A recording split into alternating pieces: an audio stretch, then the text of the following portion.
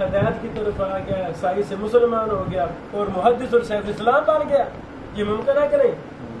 شیخ ضیاء الرحمن اعظمی رحمہ اللہ ہماری محبوب شخصیت، وہ ایک چھوٹی سی کتاب ہے دین اسلام، مولانا مودودی صاحب کی ہندی میں چھپی، اس کتاب کا مطالعہ کر کے پشور مطالعہ کر کے مسلمان ہو گئے۔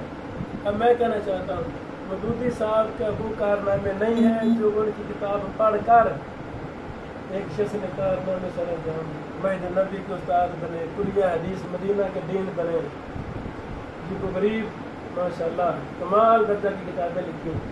ہو سکتا ہے آپ کی کتاب پڑھ کر کوئی ہدایت کی طرف آ جائے، ممکن ہے نا؟ اسی طرح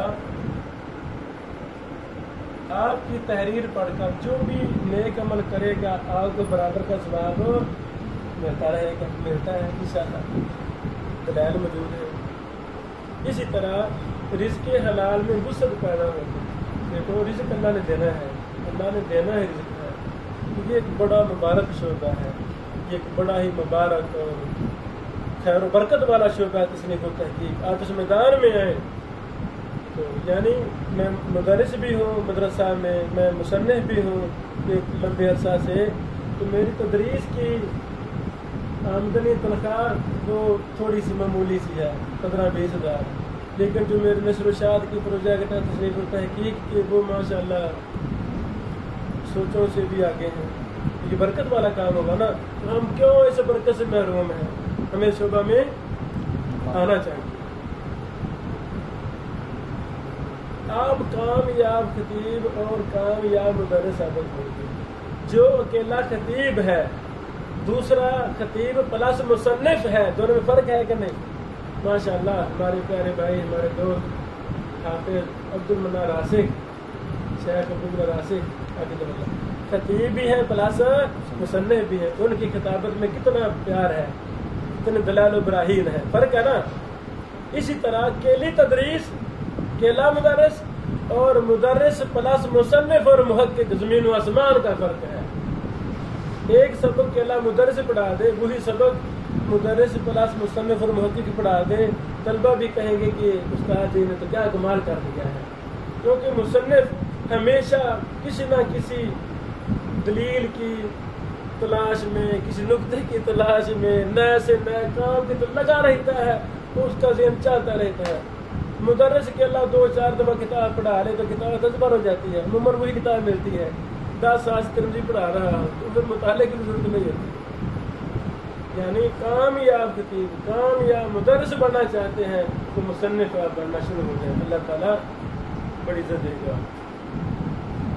جس قدر آپ تصنیف و تحقیق کے ساتھ مخلص ہوں گے، اس قدر اللہ تعالیٰ آپ کو کوئی علمی مقام اور مرتبہ بھی عطا فرما دے گا۔ تصنیف دنیا کا بہترین اور بابرکت شعبہ ہے، آپ اپنے گھر میں بیٹھ کر پوری دنیا میں لوگوں کو پہنچا سکتے ہیں۔ یہ جملہ بہت بڑا ہے، جملہ پوری دنیا میں۔ ڈاکٹر ذاکر نائک صاحب ماشاءاللہ ہماری محبوب شخصیت، اردو بھی بیچارے کو توڑ پھوڑ کے بولتے ہیں، کالا سر آنگا، کتنی اللہ تعالیٰ نے برکت ڈالی، بس اخلاص کرتے ہیں، جڑ جائے اللہ تعالیٰ کام دے دیتے ہیں۔ ایک صفحہ لکھ کر اس کی فوٹو کاپیاں کروا کے لوگوں میں تقسیم کر دیں، شاید یہ آپ کا صفحہ بہت بڑا کام کر دکھائے، ایسے نا کسی کے ذہن پر دستک دے اور سیدھے راستے پر آ جائے۔ جس قدر زیادہ محنت کریں گے، اب مصنفین کی قسمیں ہیں، کئی مصنفین اب بھی ہیں وہ کتاب لکھتے ہیں تو فضول ترین کتاب ہوتی ہے، کوئی ایسے بھی ہے ماشاءاللہ ہونہار جو کتاب لکھتے ہیں تو دنیا اشش کر اٹھتی ہے، دعائیں دیتی ہے، اس کو لازم پکڑتی ہے، فرق ہے نا؟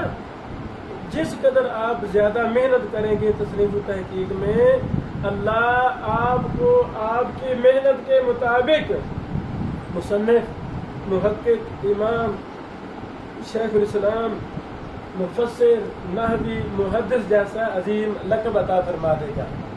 یہ سچ ہے کہ نہیں؟ آپ تھوڑی محنت کریں گے 2-4 کتابیں یہ مصنف ہے، زیادہ محنت کریں گے یہ ماشاءاللہ جی محقق ہے، اور زیادہ محنت حدیث کو جی محدث ہے، اور زیادہ محنت شیخ الاسلام ہے، امام ہے، جتنی محنت کریں گے اللہ وہی لقب عطا فرما دے گا۔